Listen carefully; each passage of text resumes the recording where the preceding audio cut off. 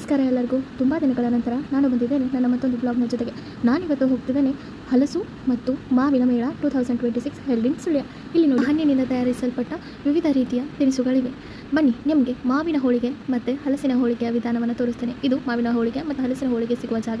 ಇಲ್ಲಿ ನೋಡಿ ಥರ ತಿನಿಸುಗಳುಂಟು. ಹಾಗೆಯೇ ಇಲ್ಲಿ ನೋಡಿ ಹೆಣ್ಣು ಮಕ್ಕಳಿಗೆ ಇಷ್ಟವಾಗುವ ಜಾಗ, ಲೇಡೀಸ್ ಅಸೆಸರೀಸ್, ಜೊತೆಗೆ ಇದೊಂದು ಗಾರ್ಲ್ಯಾಂಡ್ ಯುಕ್ತ ಸರ.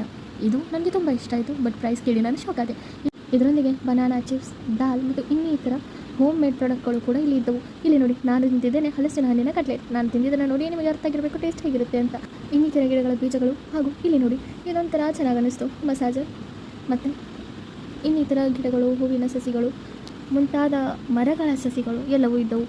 ಹಲಸು ಮತ್ತು ಮಾವಿನ ಮೇಳದಲ್ಲಿ ಬರೀ ಹಲಸು ಮತ್ತು ಮಾವು ಅಷ್ಟೇ ಇಲ್ಲದೆ ಹಲವಾರು ಮುಂತಾದ ರೀತಿಯ ಸ್ವೀಟ್ಗಳು, ಅಡುಗೆಗಳು, ಅದರೊಟ್ಟಿಗೆ ಆರೋಗ್ಯಕ್ಕೆ ನೆಸೆಸರಿ ಇರುವಂಥ ಪ್ರಾಡಕ್ಟ್ಸ್ಗಳು ಕೂಡ ಇದ್ದವು. ಖಾದಿ ಬಟ್ಟೆ ಆಗಿರ್ಬೋದು, ಯಾವುದಾದ್ರೂ ಗಿಡ ಅಥವಾ ಮರದ ಬೀಜವಾಗಿರ್ಬೋದು, ಮಕ್ಕಳ ಆಟಿಕೆ ಆಗಿರ್ಬೋದು, ಎಲ್ಲವೂ ಈ ಮೇಳದಲ್ಲಿ ಲಭ್ಯವಿದೆ. ನೋಡಿ, ಚಿಕ್ಕ ಮಕ್ಕಳ ಬಗ್ಗೆ ಹೇಳ್ತಿದ್ದ ಹಾಗೆ ನಾನು ಕೂಡ ಚಿಕ್ಕ ಮಗುವಾಗಿ ಆಟ ಆಡಲಿಕ್ಕೆ ಶುರು ಮಾಡಿದೆ.